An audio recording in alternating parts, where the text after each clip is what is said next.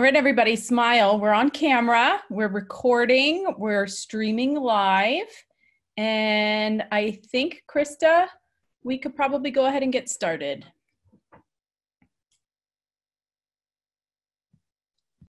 Okay, great. Good evening, everyone.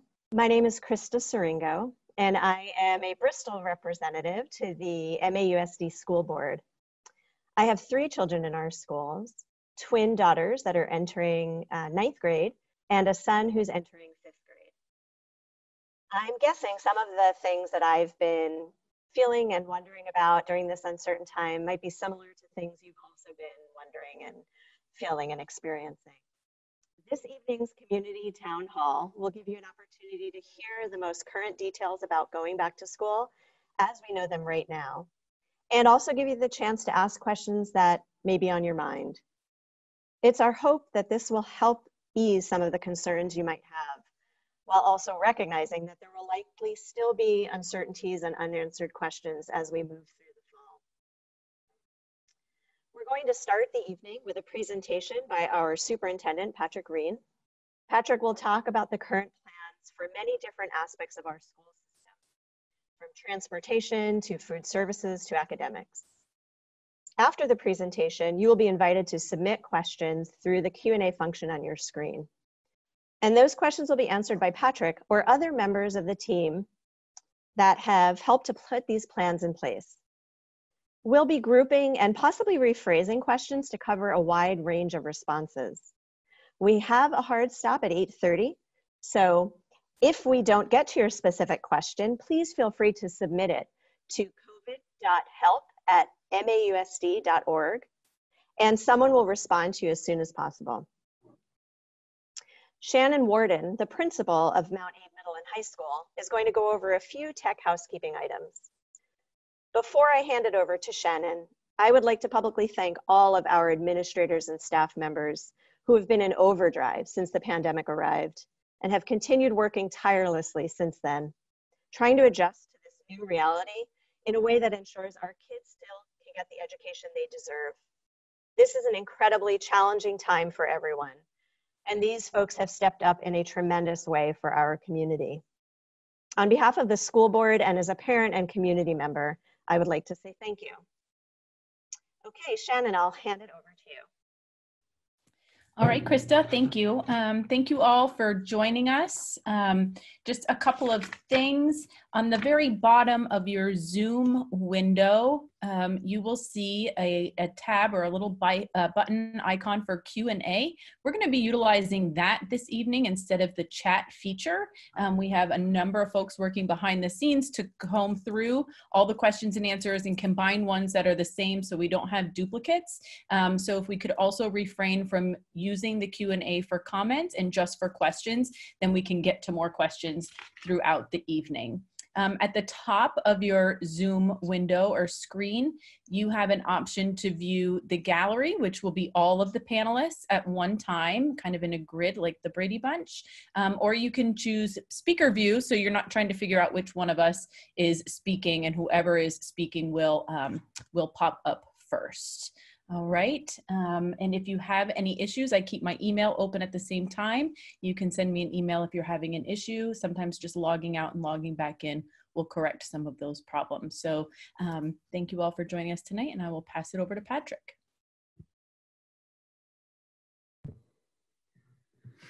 All right, thank you, Shannon, and thanks, Krista, and thank you everyone for being here tonight. I hope you find it really useful.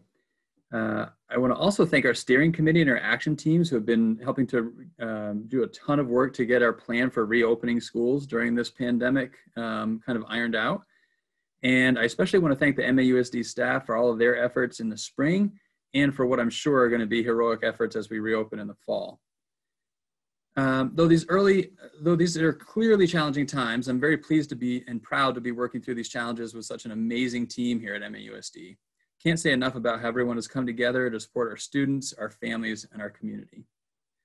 But we don't have all of the answers yet, and undoubtedly this pandemic will keep us on our toes for some time to come. I have tremendous confidence that MAUSD will rise to the occasion. So before I jump into my presentation, I want to introduce some folks that we have on the call tonight that are going to help answer some questions. And when we get to the Q&A portion, I'll likely call on some of these folks to help fill in some of the details of the planning that's happening. These are all either leaders of one of our action teams, which we'll talk more about in a minute, or directors of programs that I anticipate you might have some questions about.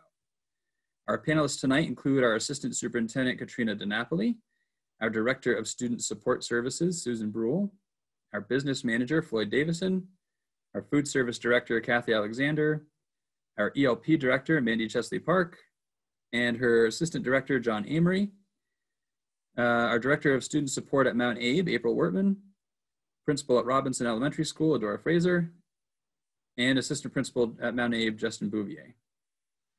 So as I said, I do have a presentation that's going to take you through some of the information that we've gathered and some of the plans we've put in place so far. And then we're going to turn it over to the Q&A that Krista is going to help facilitate. If we don't have time to answer any of the or all of the questions that are submitted tonight, we're going to capture those questions and do our best to address them in some sort of an FAQ document or some other way. So I'll apologize ahead of time if we can't get to them all, but we will work to make sure that those answers do reach you at some point down the road. So with that, I'm going to share my screen and I will walk through the presentation.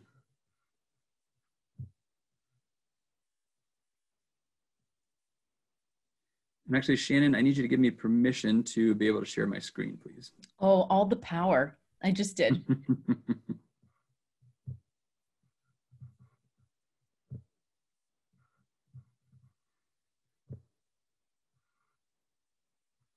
All right, let's see, Justin, I can see you. Can you give me a thumbs up if you're able to see this shared screen? Great, thanks. So I want to start with a little overview of just some of the layers of decision making that we've been kind of going through as we've been building our plan for reopening. So at the top of this pyramid, you can see a sort of state level health and safety guidance. So this is information coming from the Vermont Department of Health and the Agency of Education. And this guidance is really critical for our planning and sets the stage for the details that follow. It's a combination of directives. There are some things that are have-tos, and there are many, many recommendations which are not necessarily have-tos, but obviously come with sort of the backing of the Department of Health and the Agency of Education. So we then, as regional educational partners, so thinking about the Champlain Valley Group as our region, our superintendents work really closely together to sort of understand and digest the state level guidance that can be interpreted in different ways and work together to try and be as consistent as we can throughout the region, knowing that we have really different systems, different sizes, et cetera, but really still trying to be as consistent as possible for the sake of everyone in the region. From that level, once we make some of those decisions regionally, our action teams work to sort of understand the regional decisions, but also the state level decisions, and make recommendations that are then specific for MAUSD. So these action teams, of which there are 7, really fed information up to the steering committee, which is the next layer down, for consideration and some decisions for district level needs in MAUSD as we've been looking to reopen schools. From that point, each school has some specifics about it that they would then take that information from the district level and apply it to their unique situation in their school building. And so that's led by principals working with their school leadership teams to make those decisions. So as you can see, many, many layers of decision making involved in building the plan for reopening.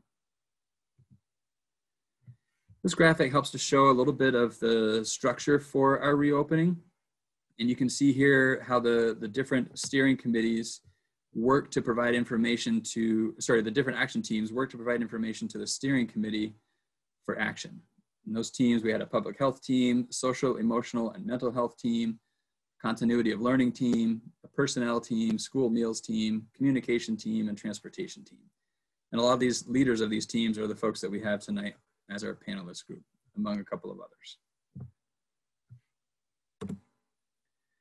So it's really important as we have so many moving pieces and so many competing interests that we have our priorities really clear.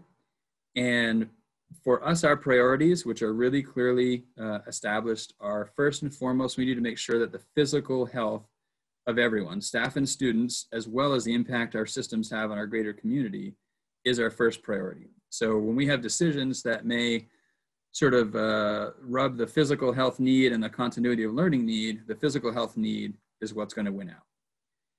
Our second priority is the social, emotional, and mental health needs of, again, our students and also our staff. We recognize we're coming out of 5 months where students haven't been in school. It's an exceptionally long period of time. There's obviously a lot of anxiety around what returning is going to look like, and that's real. And despite all of our efforts to make sure everyone's physical health is as safe as it can be, we know that people are still coming with social, emotional, and mental health needs, and we need to tend to those as well. So a lot of effort being put into making sure that that's taken care of. And then thirdly, continuing our focus on our continuity of learning, making sure that student learning is progressing, that we're attending to student academic needs, and having our system of supports in place to support our students. So very clearly, our 3 priorities, and I've arranged our presentation tonight around those top 3 priorities. And I fit some of the other areas, like we've been talking about transportation and food service.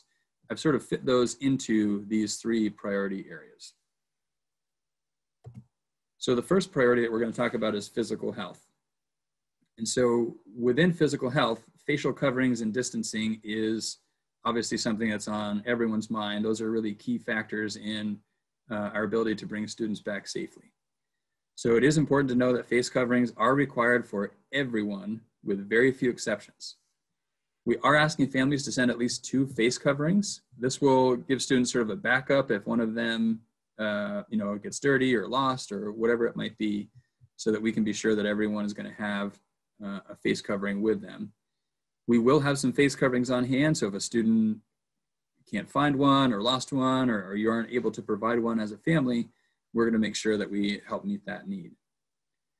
It is important to know that face coverings must have at least 2 layers and no vents in those face coverings. There's some pretty clear evidence that a single layer is far, far, far less effective than a double layer face covering.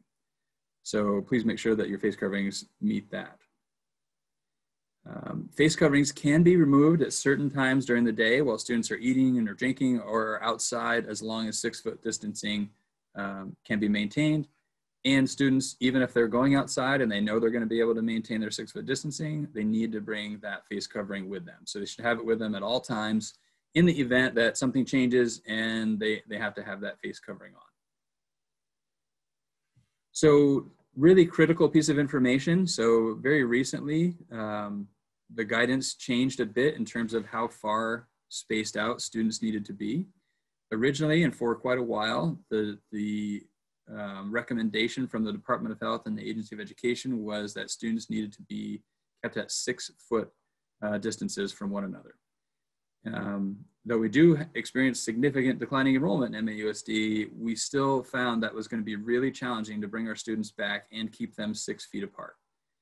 So that was the initial reason why we decided to open in a hybrid model that allowed us to bring half of our students back at any one time and make sure that we can keep proper distancing.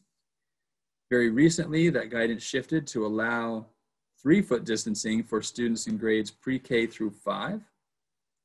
And that certainly opens the door for considering bringing back more K-5 students.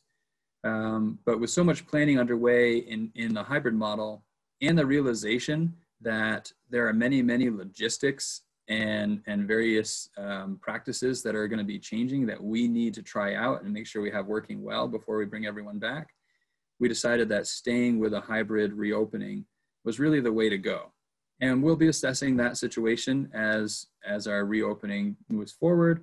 We'll pay attention to what's happening more statewide or regionally with the pandemic, and we'll consider the possibility of bringing more students in down the road. But for right now, we're going to continue reopening in a hybrid model. And again, just for everyone's physical health, there aren't going to be any indoor assemblies or other large gatherings until further notice. Really hard to know how long that will be, but we know bringing large groups of people together isn't a good idea, at least for the time being. So sticking with physical health, I want to talk a little bit about travel, because I think there are various reasons that people may be traveling here toward the end of the summer. And so students or staff who do travel, even if it is a day trip, if you go to a county that has more than 400 cases per million, that individual is going to need to quarantine according to the governor's order. So that could be quarantining for 14 days, or you can quarantine for 10 days and then get a test. And then assuming the test is negative, you could return a little bit sooner than the 14-day period. Obviously, you know, that map changes, I think, on Fridays. So it's important to check the Vermont state website and look at Vermont's cross-state travel map for more information about which counties on any given day have more than 400 cases per million. And also anyone who travels by mass transit, bus, train, airplane, that does require a quarantine. So really just the New England states and New York are included in the travel map. But if you're traveling outside of those states, in particular if you're traveling by mass transit, it does require the same quarantine. One example, if I go back to that for a minute, families dropping off an older sibling at college. If that college is in a county that is that has more than 400 cases per million, even that one-day trip over and back would prompt the need for a quarantine. So I have school meals also under physical health for nutritious reasons and others. It's important to know that school meals will be made available. We are going to be serving kids food. It will not be served in the cafeteria. We're going to be serving meals in classrooms, and students, in particular breakfast, will be able to pick up breakfast at kiosks with distancing in place and masks on to bring that breakfast to their classrooms. So the meals will still be consumed in their classrooms. We are also going to make meals available to take home for those remote days. So more information will be coming out in terms of exactly where and when and how to pick that up. And Kathy is on the line to answer questions when we get to the Q&A if you have some questions about that. But we are going to make sure that food is available to students on their remote days. The costs are going to be the same as they've been in the past, sort of pre-COVID. I know we've been doing a lot of free meals. There's some different regulations around summer meals and our ability to offer those free of charge. And when we were in our sort of our remote mode in the spring, March through June, we were given the ability to offer meals through a summer meal program, which allowed them to be free of charge. So that doesn't really apply anymore when this new school year starts. So it'll be the same fee structure that we've had in the past. And families are encouraged to apply for free and reduced meals. That's something that needs to be done annually. And obviously a lot of families are finding themselves in some different financial circumstances. So we definitely encourage people to apply for that. And the thresholds are fairly high. So hopefully a lot of folks become eligible, and that's something that can take a burden off of your home life. Sticking still with physical health, talking about hygiene and cleaning. We are definitely going to be promoting frequent hand washing. That's one of the key preventative measures in spreading COVID. Many of our classrooms have sinks in them, so the ability for students to wash hands is pretty high. And even when there isn't a sink in the classroom, we're going to be promoting that and creating opportunities for kids to wash their hands frequently. In addition to frequent hand washing, we're also going to have hand sanitizing stations throughout each building. So the opportunity to sort of get a squirt of hand sanitizer and rub that in as you're passing by in a hallway or through a door is also going to be there. We're going to have signs posted to reinforce hygiene, and we're going to be sanitizing spaces twice a day. So this is going to be sort of an all hands on deck effort to make sure that those spaces get sanitized twice per day. And bathrooms are going to be getting sanitized more frequently, just given the nature of the use of bathrooms and the frequency with which that the students will be there. But really a lot of effort from a lot of people to make sure that we're cleaning our spaces very regularly to help keep everyone safe and healthy. So again, from a physical health perspective, looking at transportation and what it's like to be entering school buildings upon arrival. So even before students have gotten on a bus or arrive at school, we're asking that families do a daily health screening before they leave. And we're asking staff to do a daily health screening before they leave the house. The best thing is to try and catch something before you've left the house. So that screening will involve some questions, taking a temperature, and anyone who doesn't pass that screening should stay home. So before they get on the bus, before they walk through a school building door, it's best to catch those, and anyone who's not feeling well should stay home. Really important. So it's really, really important that we not practice reducing a fever with medicine to be able to send a student to school. That just puts too many people at risk, including that student, but also obviously potentially many, many others during a global pandemic. So I'm hoping that everyone will be sure to not practice that. Important to note that buses will be operating. We are going to be offering that transportation mode. It's really important that we do our part to make sure that students can get to school. We want them to get to school as safely as they can. And there are no restrictions on the capacity for our buses. They can run at their full capacity, and we will distance students as much as possible. But that is the regulation, and that's what we're moving forward with, just to make sure that we can provide a means of transportation for students to get to school. Facial coverings are going to be required on the bus, and students are going to have assigned seats. So we're putting those measures in place, and we are really encouraging those who can to transport their kids to school, or have your kids ride their bike or walk, whatever they can do safely that doesn't put them on the bus, just to help keep the bus numbers down so that we can space those kids that are on the bus out as much as possible and help keep everyone safe. So continuing now, assuming they've arrived at school, the daily temperature is going to be taken for everyone as they get to school. So students, staff, everyone's going to have their temperature taken daily, so that's just sort of a safety check on our part as a school system to do our part and have sort of an efficient screening process to try and help keep everyone safe. We are going to have students entering buildings through multiple doors. So typically there's a small number, maybe even just one door that everyone who arrives, whether they're walking or getting dropped off or taking the bus, would go through. We're going to really be working to utilize as many entrances to our buildings as possible to avoid the bottleneck and the groups of people congregating in any particular spaces. And this will also help expedite the temperature taking process. And it is also really important, we're going to put a lot of effort into keeping cohorts of students together as much as possible. So trying to mix groups of students in as limited a capacity as we can, knowing that that's probably easier at the elementary level than it is the secondary level, just with the nature of the courses and the schedule and how it works at the secondary level. But you may hear your students talking about when they get home about not seeing other kids, and that's all probably true, because this is another measure to help limit the spread of COVID.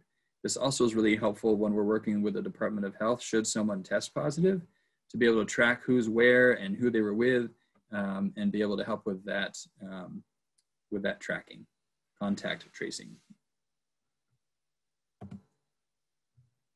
So again, with physical health, now looking at classrooms and personal items, students are going to be distanced as much as possible in the classroom. So the reason we're opening in a hybrid is because with half of our students back, that leaves plenty of room for students to be spaced out in their classrooms.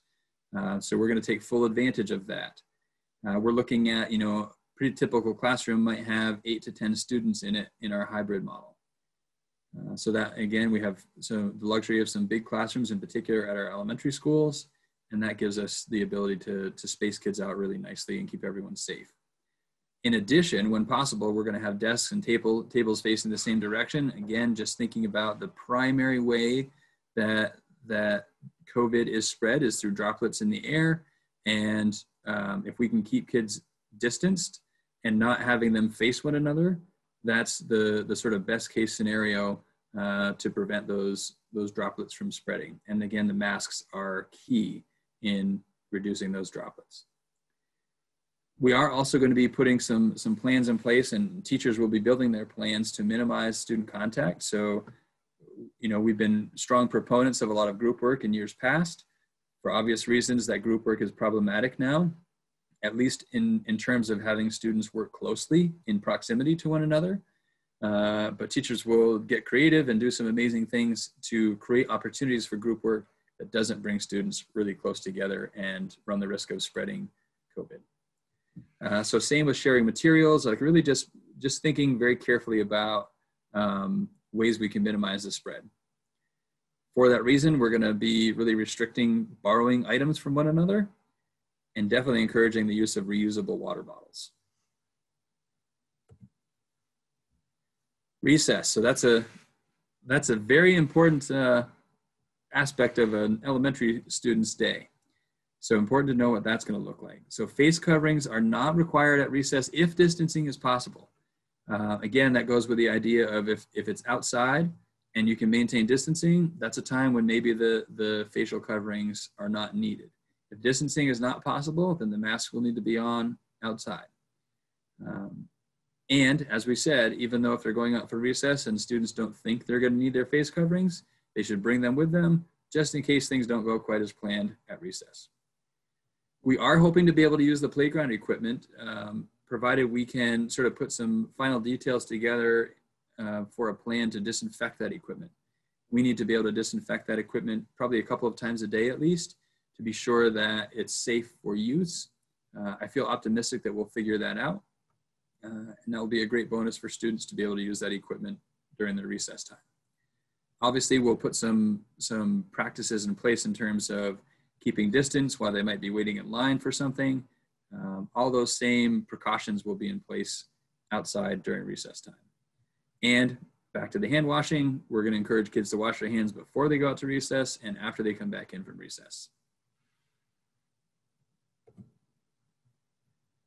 So visitors to the building. So again, in terms of trying to really minimize the spread of this and keep our students safe and allow us to continue to operate our schools, we are going to be dramatically limiting access to our buildings in general.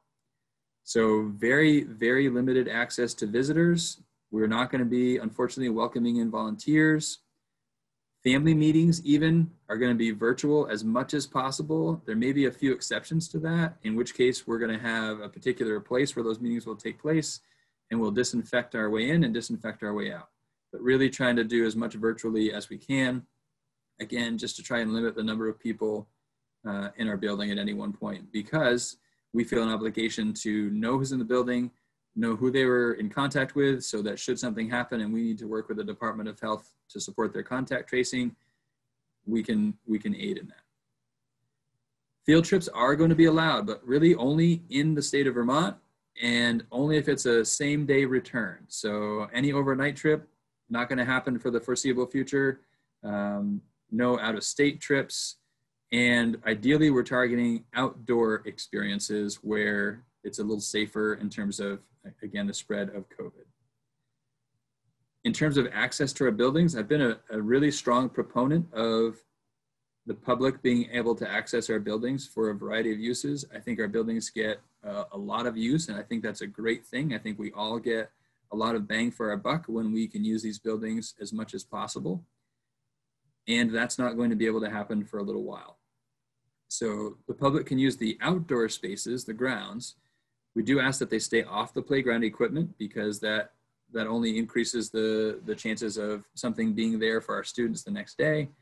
And unfortunately, until further notice, we cannot use interior spaces of our school. Again, we just need to really limit access to the building to ensure that it's the safest space that it can be for educating our students. So staying with physical health, when someone's sick, so again, first and foremost, anyone who's showing any signs or symptoms or is feeling ill should stay home. That's the best defense, is to not even have them show up at school. Anyone who is symptomatic at school needs to report to the nurse immediately. And so if it's suspected that someone may be symptomatic of COVID, they're going to be going to an isolation room just so that they can have their space, and others who may need other care in the nurse's office don't need to be in close proximity to those who are symptomatic. Doesn't mean they're positive, doesn't mean anything other than they are symptomatic, and they're probably waiting for a ride to get home, and have someone sort of pay attention to their symptoms and determine if they need to get tested or not. Anyone who has been tested and is waiting for the response, They should not come to school until they receive a negative test result or have fully recovered if they do test positive.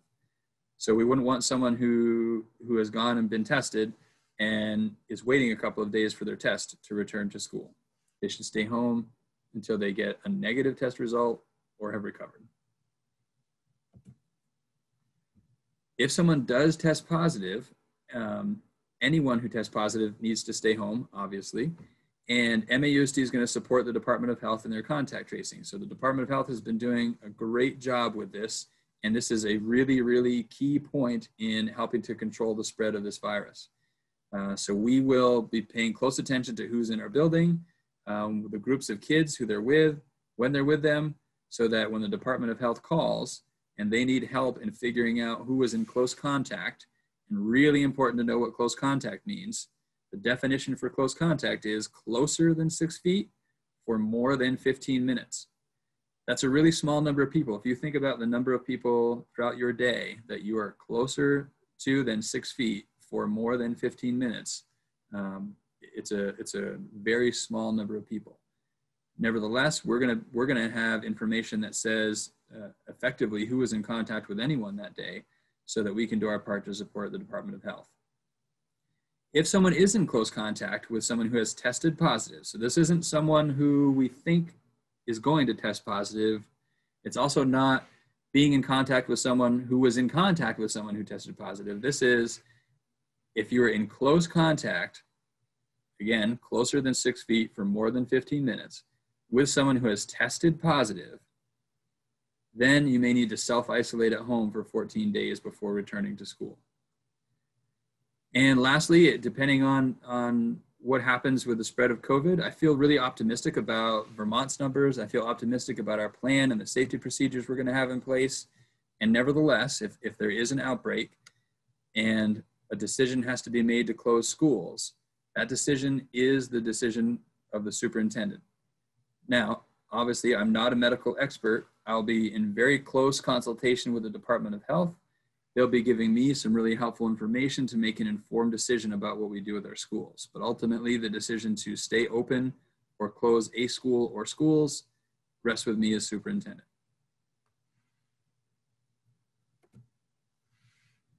In the event that someone does need to quarantine, if it's a student, and if they're quarantining because let's say they were in close contact with someone who tested positive, but they're not necessarily symptomatic, we hope that they're going to be able to continue to access their learning remotely. And those days won't need to count as absences.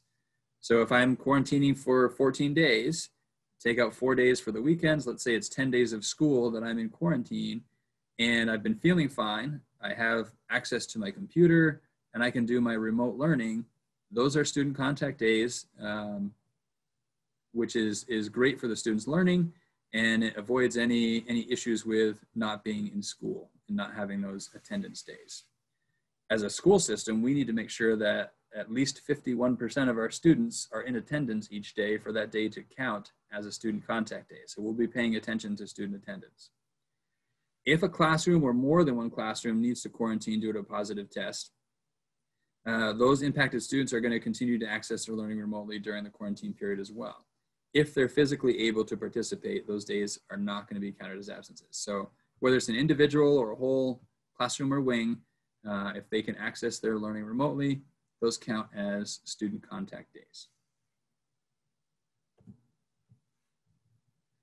So shifting now away from the physical health of everyone, we're going to talk about the social, emotional, and mental health. As I mentioned before, this is a really key factor for us. We know that this is going to be a need for many, and we're going to be on top of it and making sure that we take care of this need. Early on in all of our schools, special attention is going to be given to building that sense of community. Again, students have been away from school, oftentimes away from their friends, potentially really, really isolated during this time, at least physically. We all know they have their devices in their hands and they're staying connected that way. But this is bringing students back in person is something that's probably different than what they've experienced for several months now. And we need to give that a lot of attention and make sure that they feel welcome and they're part of this community and are feeling comfortable with what we're doing and how we're reopening. Our school counselors are going to be meeting individually with each student multiple times throughout the year. That's kindergarten through 12th grade. And we have a screening tool that we'll be using with students and families that we're going to apply multiple times throughout the year, just as a way to sort of check in with everyone, see how everyone's doing, and make sure that we're not missing a student who is in need of some support, or potentially a family that's in need of some support. And each student is going to have an MAUSD employee check in with them on a daily basis, even if they're learning remotely. So we feel like that's a really important aspect of our plan, that we're in touch with kids even on the days they're not physically present in school. So as we think about staff needs, we want to make sure that we're paying attention to staff needs as well, right? So we need to make sure that staff are socially, emotionally, and mentally well, so that they can help take care of the social, emotional, and mental health needs of our students. So we're devoting 3 days during our pre-service to the well-being of staff, but also training for staff to support students with their social, emotional, and mental health needs. So really devoting a lot of time. And for reference, 3 days of in-service is more than what we usually have for professional development in a usual year for our entire pre-service days. So it's a significant amount of time. And I feel really good that we're going to be able to dedicate that amount of time to this need. All professional staff are also going to be setting at least one professional goal related to social, emotional, and mental well-being. So their development, their self-care, and their development of their skills to support students will hopefully continue to grow as we progress through our reopening and well into the school year. Efforts are also going to be made to ensure that meetings are regularly utilizing time for reflection and connecting with others. Again, because so many of the needs that our students have coming back and creating a sense of community are needs that exist with our staff as well. And we need that sense of community to exist amongst our staff members. And we need to create opportunities for that to happen. And we're going to be paying attention to those. I put childcare under the social, emotional, and mental health. You know, as I think about working families, trying to figure out how to make this all work in a hybrid model, I think that puts a lot of social, emotional, and mental health stress on a family. So I'm really, really happy to say that we do have childcare in place for all 5 of our elementary schools. We're going to have 3 options for parents to choose from. There's going to be a workday option from 7:30 to 5:30. School day option from 7:45 to 3, and an after school option from 3 to 5:30. So we do unfortunately need to charge a fee for that. This is following the typical fee structure for our ELP programming that we've had in the past. So for those choosing the workday schedule is really a combination of the school day and the after school. So its total is $36. If it's just the workday option, which students can ride the bus to school and ride the bus home from school, for that workday option, that's $20. And if it's just the after school option, it's $16. So again, transportation to school for the workday and the school day options, they can ride the bus if that's something that works for your family. And certainly after school, if they're leaving at 3 o'clock, they can get on the bus and catch the ride home. Obviously, if they're staying till 5:30, then there'll need to be arrangements made by each family to pick those students up. Our childcare program is going to be run by our ELP staff.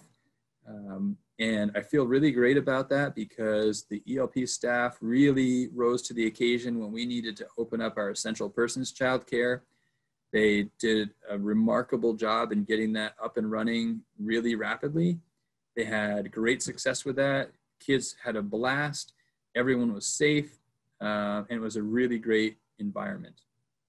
Likewise, our ELP summer program had a great turnout. A lot of students participated.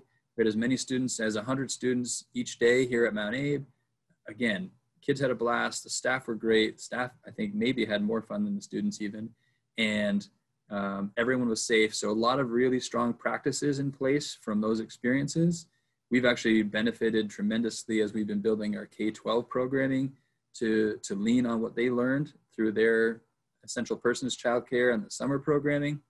And they're really ready to rock this childcare option that we're going to have in place for our families. And if the fees are challenging for your family, please reach out. Our ELP staff will be connecting with you and they can help connect you to some state level financial support. And we do have some limited local scholarships that we may be able to offer as well.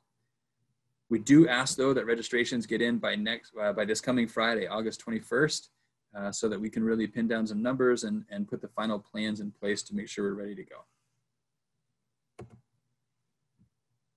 So let's shift to continuity of learning. So this is priority number 3 now. And I want to talk about the instructional options that we're offering. So we've been talking a lot about the hybrid model, and that's a mixture of in-person and remote learning. That's how we're opening our schools.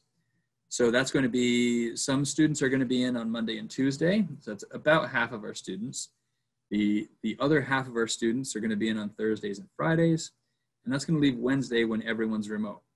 So if I'm the student that's in Monday and Tuesday, I'm going to be in my remote learning Wednesday, Thursday, Friday. Likewise, if I'm a Thursday, Friday student, then I'm going to be in my remote learning Monday, Tuesday, Wednesday. All students are going to be remote on Wednesdays. We need those days to make sure that we're doing a deeper clean of the buildings. It's an opportunity for teachers to check in with students. It's an opportunity for teachers to connect with other teachers, have some planning time, and just make sure that we can do this really well. You know, it's pretty tricky to simultaneously be providing in-person instruction to those students that are sitting in front of you in your class and remote opportunities to students that are not physically sitting in your class. So we want to make sure that we can do that well, and it's going to take some time and support to do that.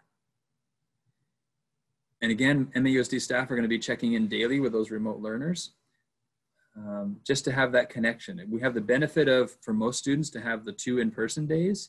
So it'll be easier to sort of extend that learning into Wednesday, Thursday, Friday, or whichever the other 3 days are that they're not physically in person. But we still want to make sure that we're checking in daily and making sure that we're attending to needs that our students have. And because we have limited in-person time, we are going to make sure that we're focusing on core academics during that in-person time. That's really precious time. It's always precious time. It's especially precious when we have 2 days of in-person instruction. So we're going to really make sure that time is focused on our core academics. So the other option is the fully remote option. So in the fully remote option, that means there's no in-person instruction from MAUSD staff. Elementary students will be supported exclusively by MAUSD staff. There are some districts that are offering some other remote options. We've decided to keep it in-house. We feel really good about our curriculum. We feel good about our staff and our ability to make sure that we're staying connected with kids who are remote only.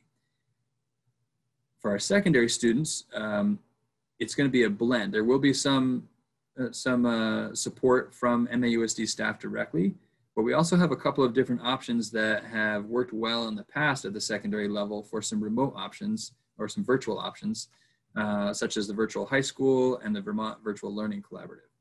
So sort of a combination more so at the secondary level of options for students in terms of what supports they may have. As we think about student services, so case managers for students on IEPs are going to be contacting families before school starts just to reach out to see sort of what's the plan that family has chosen. Are they going to be hybrid? Are they going to be all remote? And what supports does the family need to ensure success for their child? So that close contact with families and that work ahead of time is going to pay dividends in making sure that we have the right supports in place for students. So no exceptions here. Students are going to be required to wear masks unless the documentation is proven by a physician that it poses a health risk. So again, that's going to be a plan that's in place that's been developed by a physician. And there's been some communication with school staff, most likely including the school nurse.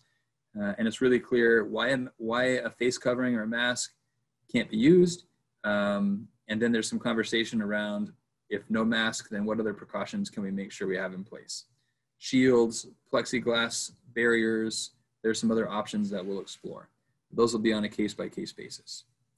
And adapted face coverings, assistive technology, other supports, but basically whatever we need or whatever is decided by the IEP team to have in place to keep everyone safe and healthy, priority number 1, and ensure that we can provide the supports that students need to be successful, priority number 3.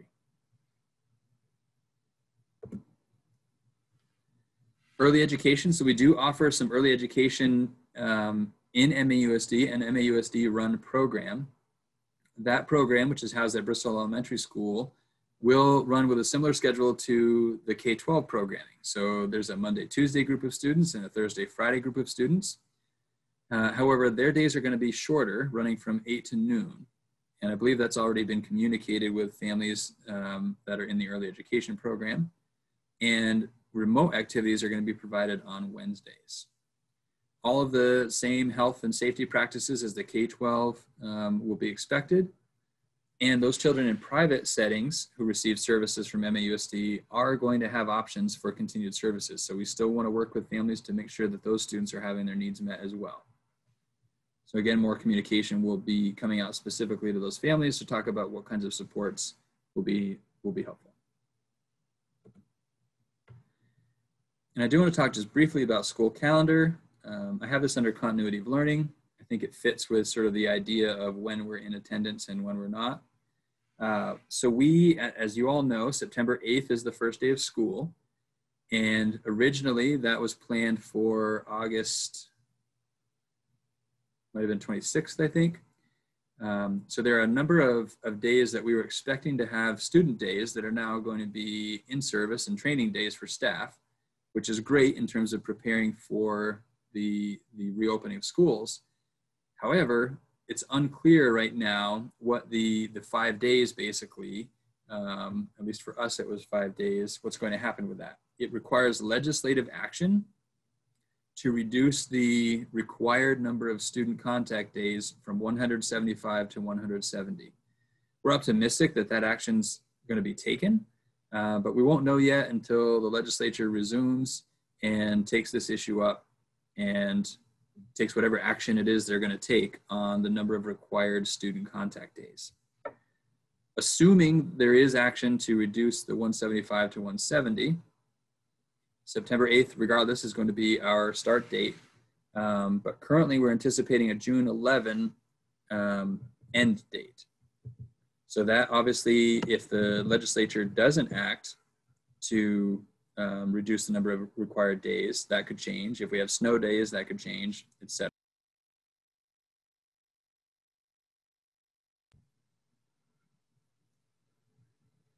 There are a couple of other changes that I think are important for folks to know. Again, I can't really put out a finalized new draft of our calendar until this legislative action happens, because there's some unknowns still.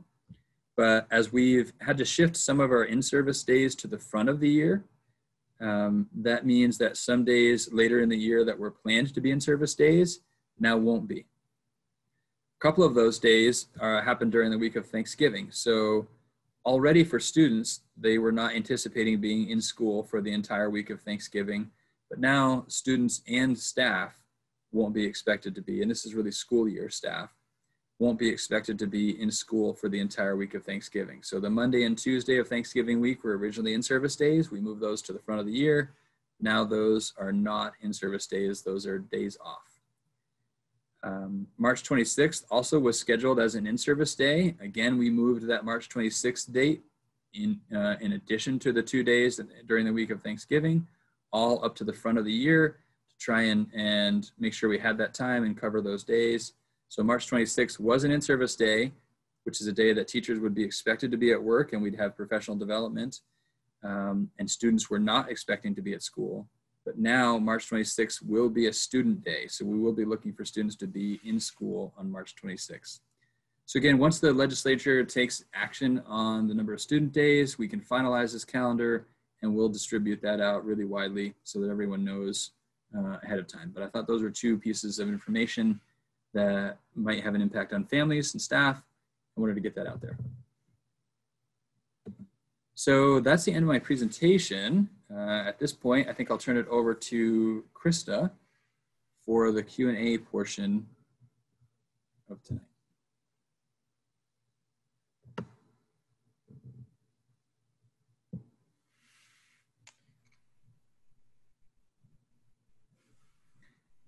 Not sure about everyone else, Krista, but I can't hear you. Yeah, I can't either.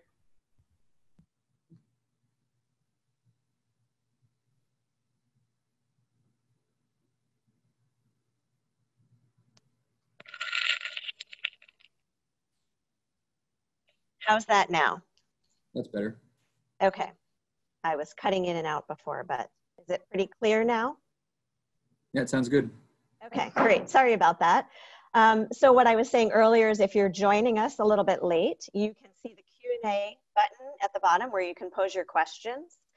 We have until about 8:30. So if we don't get to your question, you can submit it to our email address, covid.help@mausd.org.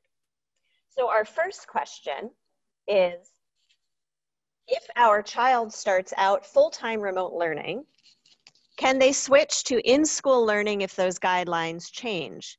And conversely, if my child starts with in-school learning, can they switch back to full-time remote if the restrictions are not working for them? Yes, is the answer to both of those questions. So it doesn't much matter in terms of what the guidelines are. It's really about a family's comfort level with what we're offering. You know, if a family is not comfortable with their child being physically in person 2 days a week, then they can choose that remote option. And at any point in time, if that remote option either isn't working, or if they grow more comfortable with what's happening with the hybrid, they can have their student start attending 2 days. They'll need to be in communication with their building principal, because which 2 days the student comes in may have an impact. So we'll want to be, thoughtful about that. But absolutely, we want to be flexible and attend to families' needs, because the needs change, and we just want to make sure that we're supporting whatever those needs might be. Okay, great, thank you. All right, so our next question is about health screenings. So what are the specific health screenings we should engage in before sending our students to school? For example, what temperature is considered a fever? So there will be two components to the health screening. One will be a series of questions, and we need to really kind of finalize what that series of questions will be, and then we'll send out to families what questions we're asking families to ask of their children. So we'll help with that. The other is the temperature taking. So the information that we've received is a temperature 100.4 or greater is the temperature at which a person, child, adult, whomever, should stay home.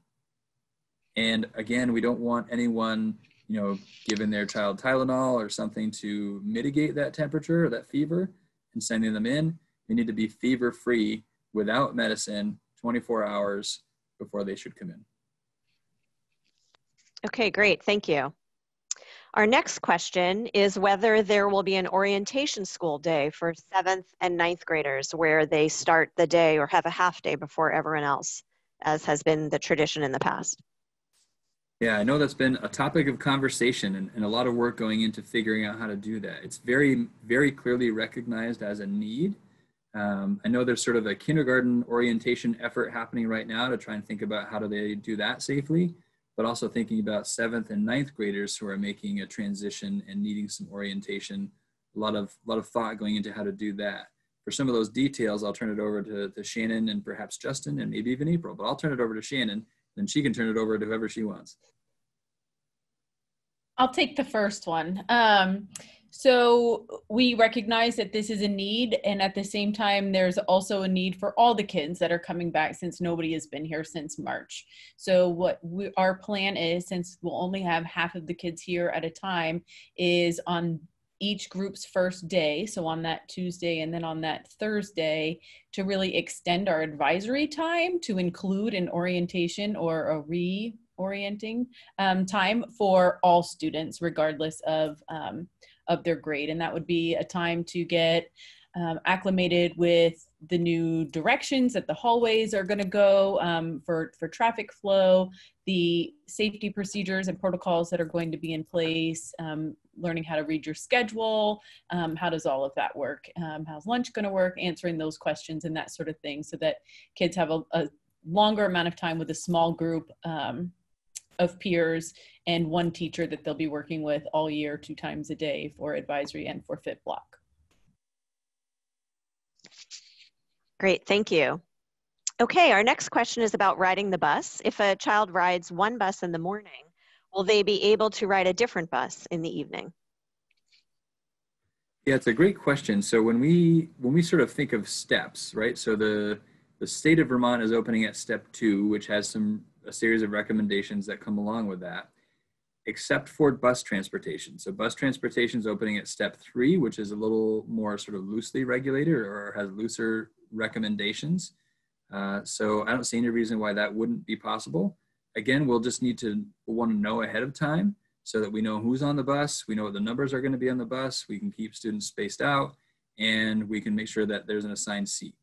So all of those same precautions that we're going to have in place on the way home, we want to make sure we have on the way back, that we have on the way to school, we want to make sure we have in place on the way back home. Okay, great, thank you. All right, our next question, how will the ventilation systems be upgraded, cleaned, maintained to prevent the virus from recirculating through the air? Sure, I can talk a little bit about this. So we're very fortunate in that within the last, I would say 2 or 3 years, all of our elementary schools have had their HVAC systems cleaned. They've all had sort of updated maintenance schedules. Their routines have gotten really in pretty good shape. That was a direct result of working closely with a sort of citizen HVAC group a couple of years ago. So in our elementary schools, they're in really tip-top shape. Mount Abe, there was some question about the lifespan of the system when we were assessing that, so we didn't invest in cleaning the ductwork that we thought maybe we were going to have to get rid of at some point. The system tested far better than anticipated, and efforts have been underway to get the duct work at Mount Abe cleaned. It hasn't yet been done. We're still working on that. It likely won't be done before school starts, but it will likely be in progress when school starts, and it will sort of be phased in as there are vacations, and as time allows, workers are going to be coming in and sort of chipping away at the duct cleaning. So that's the cleaning aspect of it. Our systems are running much more efficiently because of the routine maintenance that's been happening. So they're running better than they have for a long, long time, which is great. Again, really good timing. That's all stuff that we had in place before COVID hit. And in addition, since COVID, we have invested in a much, much higher grade filter. So the filtration that's happening within the air handling units is much greater. So all those things are in place. We're still trying to figure out the right rate of circulation at different times of the day. So one theory is we should have the air circulating as rapidly as possible, because that increased air exchange rate is going to pull a lot of the sort of contaminants out of the air that much more frequently. However, most of our air handling units pull air in from sort of the rooftop area. On a really hot day, say 90 degrees, when you're pulling in what might be air temperatures over 100 into the building, that can create problems. So our buildings, for the most part, are not air conditioned. You know, it's one thing in the winter, we can really crank up the air exchange rate because we can condition cold air and make it warm. We're not well equipped to condition warm air and make it cool. So we're still trying to figure out exactly what that plan is and what the right exchange rate is. But it's really not going to be because our systems aren't functioning properly. It's going to be about what's the best advice on how to walk that line. Okay, thank you. All right, this next question is about recess. So will more staff be outside with kids during recess? And will there be more structured play introduced for recess time? So we don't really have the answers to that yet. Those are some of the things we're thinking about. You know, I think it's a genuine question. Will we need more staff at recess? Maybe. And I think the idea of some structured activities makes a lot of sense, so we can help students engage in play that maintain some of the practices that we want to use to keep everyone safe. But we don't have concrete decisions on a district level on either of those fronts just yet. Okay, thank you. Will there be required testing for students, staff, and faculty before the start of school? So I'm assuming COVID testing is what we're talking about. And the answer is no. There will not be required testing for students, staff, or faculty. Okay, with regard to visitors in the buildings, is there a plan for district-wide teachers, teachers that might in the past have traveled to other buildings to teach? Yeah, so that is absolutely something we're giving some thought to and trying to minimize the number of adults that are in multiple buildings. Again, a lot of discussion around that. I'm not sure that we've necessarily landed anywhere. I'll turn it over to Katrina, who's been working on that a bit, to see kind of where we are in the process.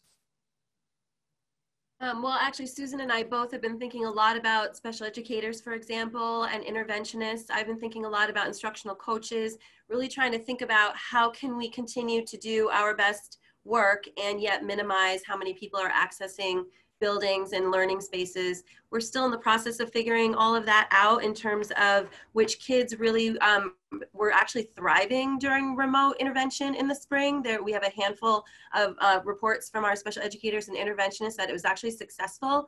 So if we can have some of those staff working remotely and providing intervention that way, that could minimize how many times they're actually entering a classroom or kids are going into a different space. We're looking into a lot of instructional coaching ideas that can happen remotely for teachers as well. So we're trying to minimize it as best we can, but we haven't come up with some firm plans yet. We're waiting until we have our people back to have those conversations. But Susan, do you want to add more? Yeah, the only thing I would add is that, you know, throughout the remote period in the spring, we held a lot of meetings with families as well. So that minimized our, as we think about going into the fall semester, our ability to continue those remote meetings is something we'd like to talk through. We found it in a lot of cases, it was really helpful for families because they're busy and they're working. And so they didn't have to leave work necessarily to come to a meeting. They could participate on a cell phone or a laptop. Okay, great, thank you. All right, the next question, will elementary schools have a full-time nurse on staff this year if they did not in the past? If not, will there be a designated person covering for the nurse? And what kind of training will staff have to ensure safety for our students, COVID and non-COVID related? So the answer is no, we won't have a full-time nurse in each of our buildings. Some of our buildings have never had a full-time nurse, so that isn't changing. We have, and again, this predates COVID, for the last year or two, we've had a structure in place for nurse delegates. So in recognition of the fact that some of our smaller elementary schools don't have a full-time nurse, we have identified individuals in the building that are nurse delegates that receive training. So they get training from the school nurse. They may get additional training from folks that are CPR certified to provide training, et cetera. So we're going to continue to lean on that system to be sure that we have designated people in our buildings to help respond to all things sort of nursing related, including COVID, but all the usual things as well. Okay, thank you. With, if anyone is not feeling well and stays home, how are you planning on staffing those positions? Do we have enough subs? Do we have extra custodial staff if they get sick? There's the million-dollar question, right? So we didn't have enough subs pre-COVID to meet sort of the needs when folks had to be out. And we are seeing pretty clearly that we have fewer subs during COVID than we had before. When we couple that with the increased potential for absenteeism due to quarantining and all things COVID, that does create some concern. We are working to build, in particular at the K-6 level, a little different structures at 7-12, but building what we're calling kind of a buddy system, so that in the event someone is out, they have a buddy that's been in their classroom that knows the instruction, knows the students. This buddy will help when both are healthy and present. This buddy helps manage the students that are learning remotely, and may even sort of cover for the classroom teacher for the in-person instruction, so the classroom teacher can check in with students remotely. So there's a very symbiotic relationship between these buddy teachers. That system's going to help us if one of those buddy teachers becomes ill and has to be out. In the event we can get a sub, that would be great. And then the buddy teacher who's still at work can support the substitute and vice versa to make things work. And in the event we can't get a substitute, we still have someone there that knows the students, knows sort of what's been happening instructionally, and can help meet that need. So we're trying to build our internal capacity to cover for one another in the event that there isn't a sub to cover, because I think that's unfortunately going to be our reality. Thank you. And that same question was posed about custodial staff. Sure. So we do have some custodial substitutes, and we'll be leaning on those. We feel better about the number of custodial substitutes that we have, and it may still be insufficient, in which case we will piece together what we have to piece together to be sure that, again, thinking about our priorities, the disinfecting and that kind of cleaning happens regardless of how many people we have. That has to happen before anything else. If a floor doesn't get vacuumed because we had to disinfect, then a floor doesn't get vacuumed. Disinfecting takes priority. So we're having those conversations, and we're planning for that possible reality of not having enough people. Okay, the next question, can you talk about the expectations for the days kids are home doing remote learning? Sure, I think, again, some of the details of that are still being developed. The expectation is that they're engaged in their learning. I think the number of minutes or hours that they're on screen is something we're still trying to figure out. We're very sensitive to, like, we obviously don't want students sitting in front of a computer for 6 or 7 hours on their remote days. That's not at all what we're going for.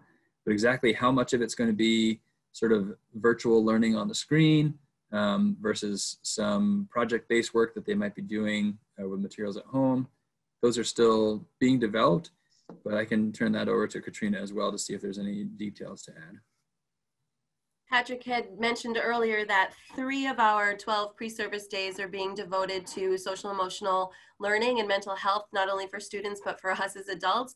We have 5 days, the equivalent of 5 days that we're devoting to continuity of learning for K-6 teachers and 7-12 professional and educational assistant staff. So we're spending a lot of time putting those agendas together to make sure that we've got collaborative time so that folks can really start putting their heads together with the tools that we have.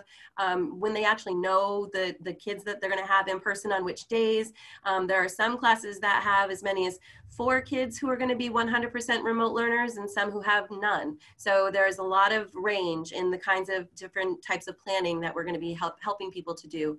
We've got a great instructional support team, K-12, working real hard to make sure that whatever support folks need through technology, recording lessons, making sure that they have support in terms of putting printed materials together. So as Patrick said, there's a balance for kids so that it's not just sitting in front of a computer the entire time that you're not at school. Much more to work through together. Okay, thank you. All right, the next question, where will childcare take place? So childcare is going to happen in each of our 5 elementary schools. I don't know that exactly which classroom in each of those buildings or classrooms, if it's Bristol, it will necessarily be happening in, but we know that there will be childcare in each of those locations. I don't know if Mandy has any more details on that. I suspect they're still developing though. Yes, they're still developing, but we'll have a wonderful space in each of the schools for the program.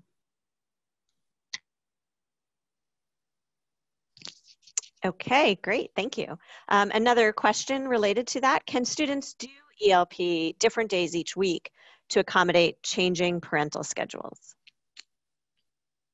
I think I know the answer, but I'll let Mandy lead this.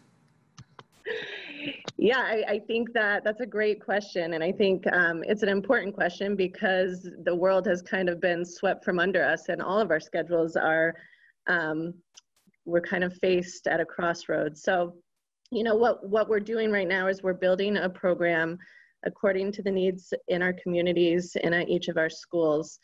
And the work is that we're hiring the staff to fit the needs for each school. It's going to be a little bit tricky to have, you know, a variety of numbers each week that may really look different from week to week. We really need to make sure that we are following all the guidelines and all the safety protocols, and that's always kind of our first and most important work that we're accomplishing right now. So we have certain pod numbers, we have spaces that are designated for certain numbers of students.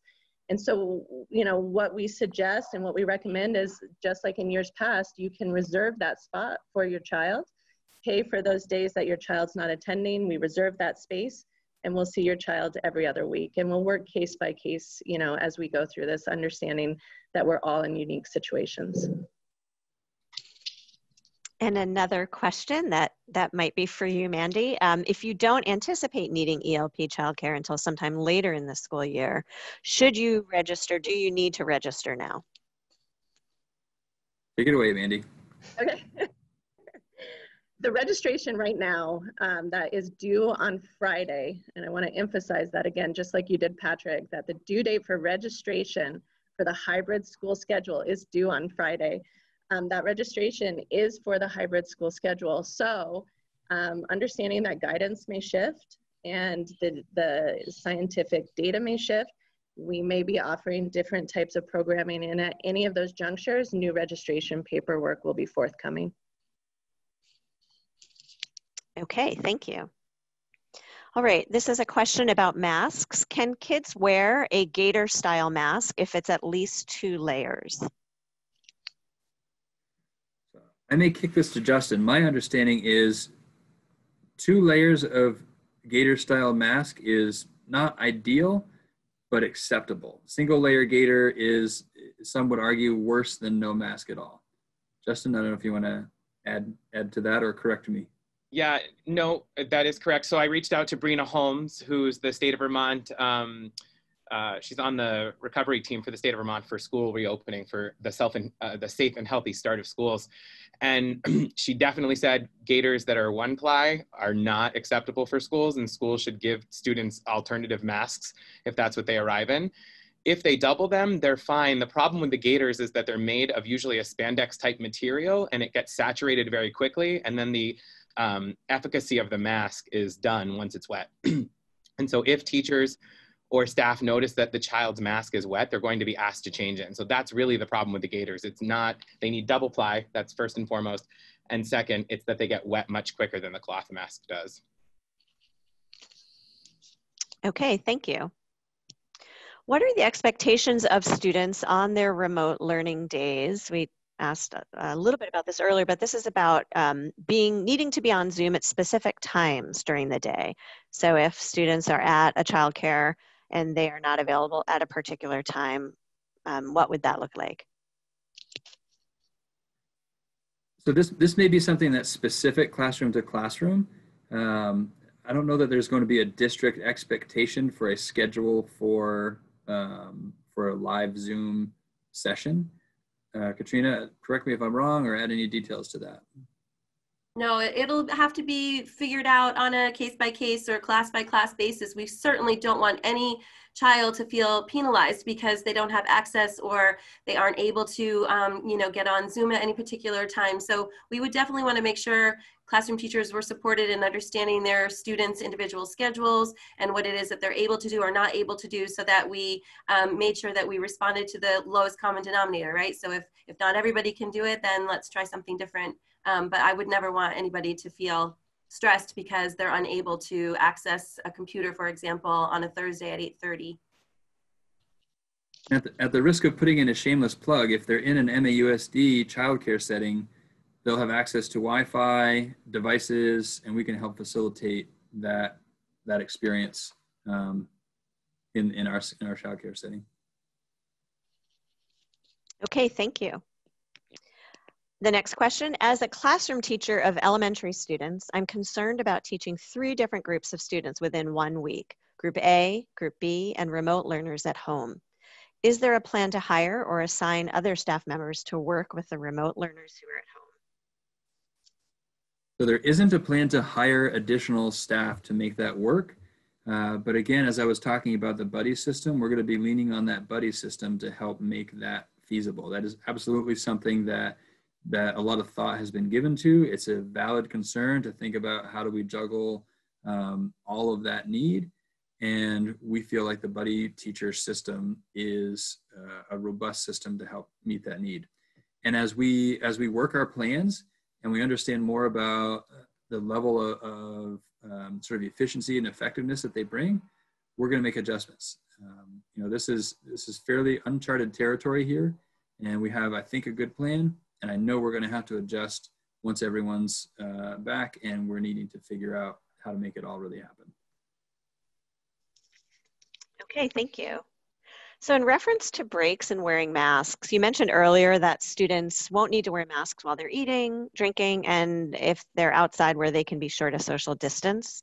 Is there a plan in place or being discussed where students can have specific planned breaks for taking their mask off safely?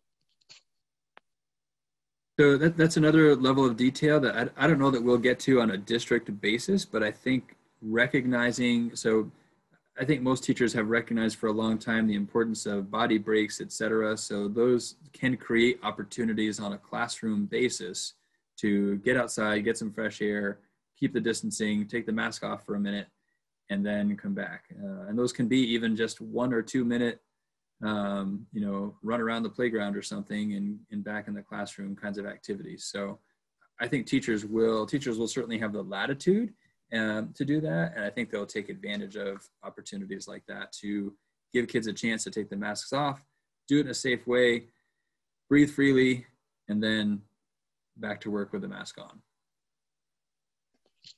Okay, thank you. How many students are you predicting will be at Mount Abe on any given day? Good question. So somewhere around 25, less than half. I don't know how many students that would be. So 300-ish? It's less. A little less than 300? Yeah, it's about 286 right now, I think is the number. Okay. 300 is pretty good in my assessment, I think, right there. Okay, thank you. How will mask wearing in classrooms and hallways be enforced? Will there be some sort of teacher supervision? Yeah, so that's sort of a tricky one too, and that's a case-by-case basis. You know, it's going to be, first and foremost, we're going to be working to educate. We want students to know the reason why the masks are important, and we want to help them understand that, so that not only will they wear the mask when they're at school because they have to, but they'll wear the mask when they're out in the community, and the benefit of the mask applies the same in the grocery store as it does in school. So we want them to understand it beyond just the school context. Having said that, it's going to be really important that students are wearing their mask. And if there's something getting in their way, we want to work through with them what that is and try to overcome that. If it's flat out defiance, then we have our discipline system that will be enacted, and we'll go that route. Because it is required that students wear a mask unless they have some sort of a plan drafted with their physician. And we are going to enforce that. But we're gonna take an education approach, much like the state of Vermont has in its application of the mask requirements. And that's really what we're here. Like our job is not to punish kids. Our job is to help educate kids, and that's going to be the approach we take with wearing masks as well. Okay, thank you. Our next question: will teachers be encouraged and supported to use a school's outdoor spaces? Absolutely. We have some beautiful outdoor spaces. Both, you know, sort of more formalized outdoor classroom spaces, and those are great. And we encourage people to take advantage of them. And just in general, we have some beautiful outdoor space that can become, you know, an outdoor learning kind of environment. So for sure, totally fine. Kids eating lunch outside, that can be a great thing rather than sitting in their classrooms. Educational opportunities outside. There are certain things that really will only be able to happen outside. Chorus comes to mind, right? So because, again, how this is spread, singing inside in groups, not a very good idea, but singing outside with space in smaller groups, that can happen. So there are some things that are very much going to be encouraged to take place outside. Then we just cross our fingers that our fall weather is going to be conducive to that. We know there will at some point be weather that's less conducive, but we'll take advantage of it as much as we can. Okay, thank you. Will you still have early release days this year, or are you going to make those days full days for students to optimize their in-school learning time? Our plan right now is to still have early release days. Those happen to be scheduled on Wednesdays, and those are days that are already going to be remote days for students, at least for the foreseeable future. So our plan is right now to keep those early release days on Wednesday. Okay, thank you. Who will be doing a deep clean on Saturday, Sunday? And will that also happen on Wednesdays? Or will there be extra staff hired? Will we be outsourcing to a cleaning crew? And what are the standards? So at this point, we're not planning to hire additional staff. In fact, we've had some positions posted that we've been struggling to fill. I don't know that there are lots of people out there taking jobs that that we're looking to fill. So even if we made lots of efforts to hire more people, I'm not sure that we would have our needs met that way. So we're going to have to think about how to, again, utilize the resources we have to do what we need to do. That might mean some Saturday and Sunday, so that might be some shift scheduling. We typically have some Saturday and or Sunday time scheduled already, in particular at Mount Abe. That would be, I think, something new probably for most of our elementary schools, but we're going to have to assess that. And some of it depends on what does the building look like at the end of the day Friday, and what do we have for staff, and how can we piece that together. So we don't have exactly the details planned on that yet, but it's something we're working on. I don't know if you have any details to add on that front, Floyd.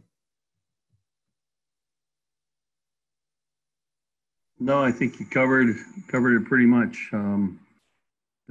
We're struggling, as are most of the districts, to find qualified people to fill roles that we currently have open.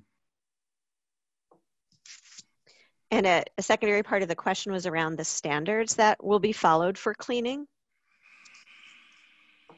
Yeah, I don't have a lot of the specifics of what the standards are. I know, like, from a sort of procedural standard, we're expecting that the building is disinfected twice a day. We know most of our disinfectants work because they sit on the surface for a period of time. So sort of spraying it, letting it sit, wiping it down. There are certain standards in terms of what material we're using or what chemicals we're using and what level of sort of alcohol content they are and their effectiveness at taking care of the viruses. So I don't remember what the specific percent alcohol the disinfectants needed to be, but I know that what we have meet those requirements. And then balancing that with the safest products we can use that get the job done. Okay, thank you. Will our high school students also be required to eat in the classroom and not in the cafeteria? Yes. So the plan right now is for all students to be eating in the classroom, or again, as we said, potentially outside with distance in all of our buildings. Okay, thank you. All right, the next question, you discussed distancing in the classrooms, but you didn't talk yet about how that will be handled in hallways and restrooms. Can you talk about that a little bit? So Shannon spoke a little bit about one idea, which is to have, certain directions, like so putting some signage on the floor, on the walls that indicate the flow of traffic that will help keep some of that distancing. Thinking about, and I'm sure and this is more so at the secondary level because students will be traveling in the halls more frequently at the secondary level, just because of the nature of the schedule. So maybe Justin or Shannon or April can talk more about thoughts on how to mitigate some of that at Mount Abe.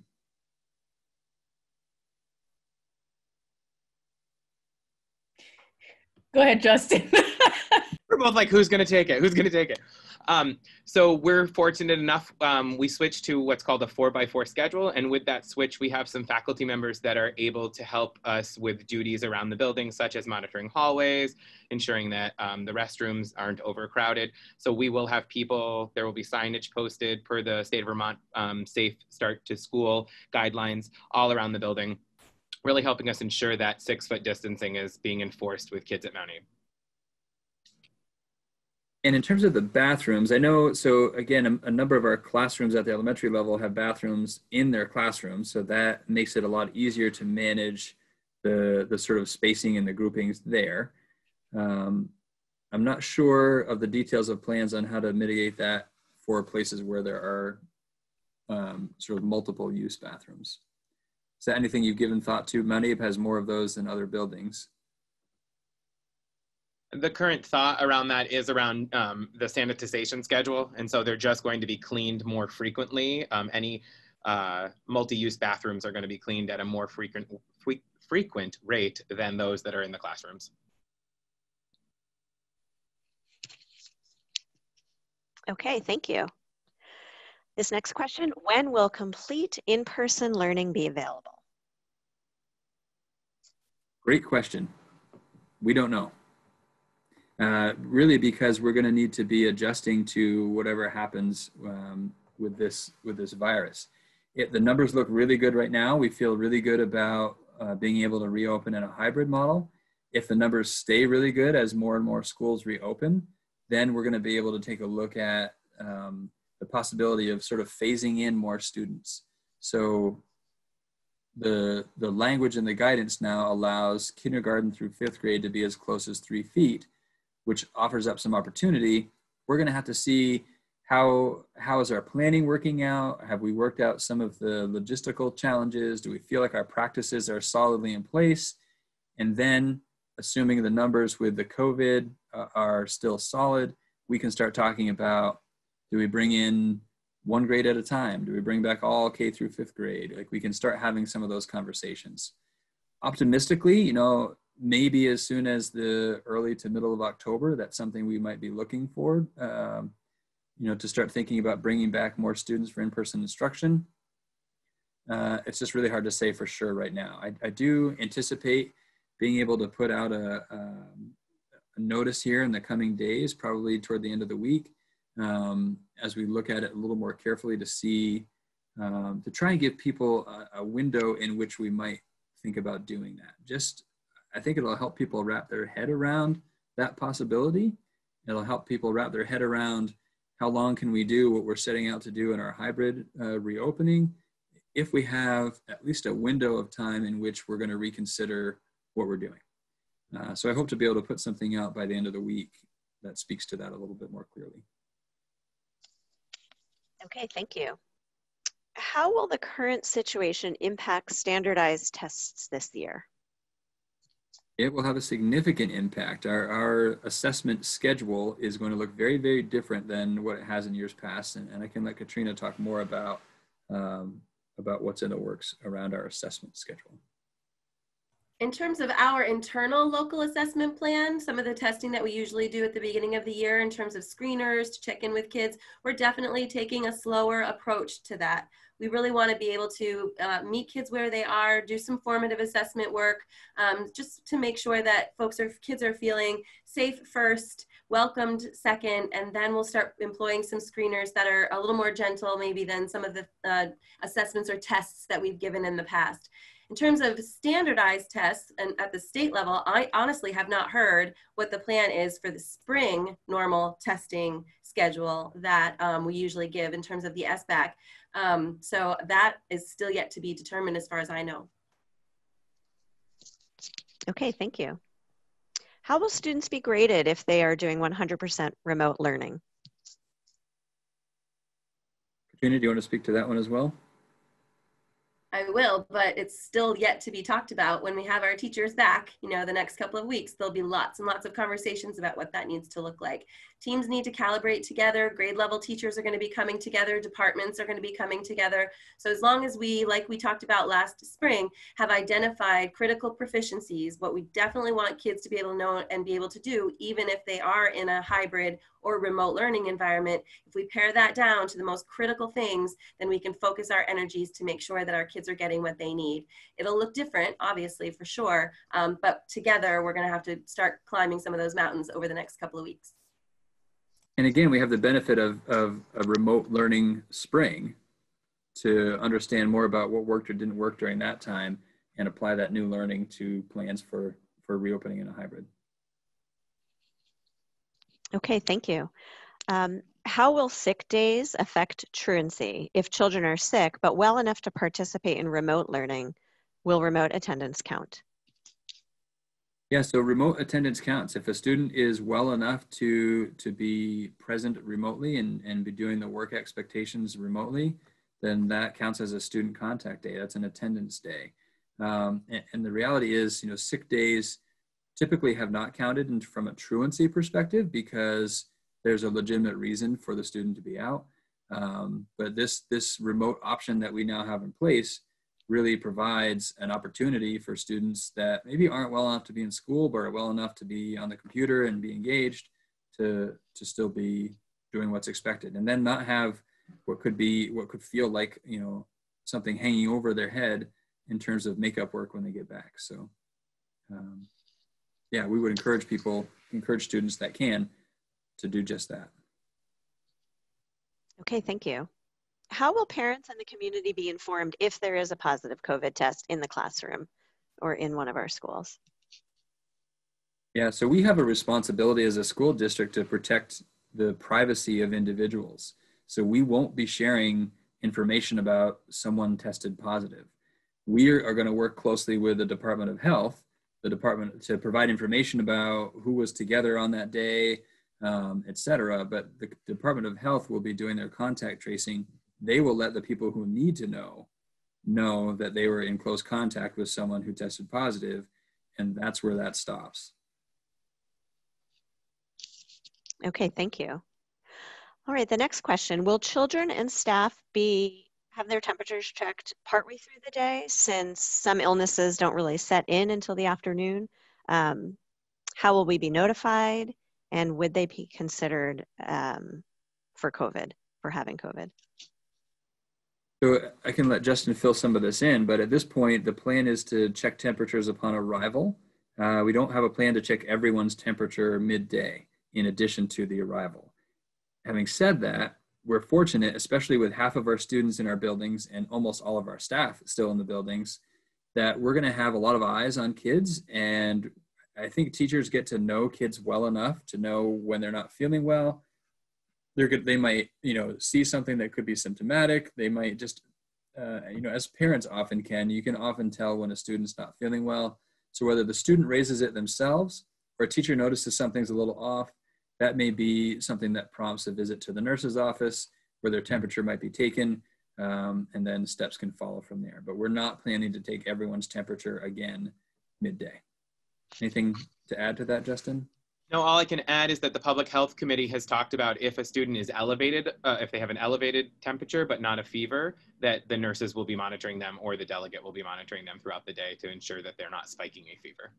Yeah, and if they do have a fever above 100.4, or they're showing other symptoms of COVID, then they're going to be escorted to the isolation room, where they're going to then be waiting for someone to come pick them up. And parents will be notified through the information we have in our computer systems about whatever their contact information is, to make sure that someone comes and picks them up. Which brings up a really good point, in that we need to have really good information on hand, and have a really good sort of backup system for emergency contacts, so that should someone need to go home, that we're able to get in touch with someone who can then come and bring that child home. It's in everyone's best interest, that child and everyone else in the building, if we can get the child home sooner rather than later. Okay, thank you.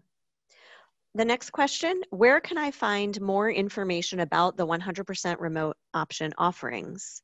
Where can I find more information about the virtual high school, the Vermont Learning Collaborative, and other resources?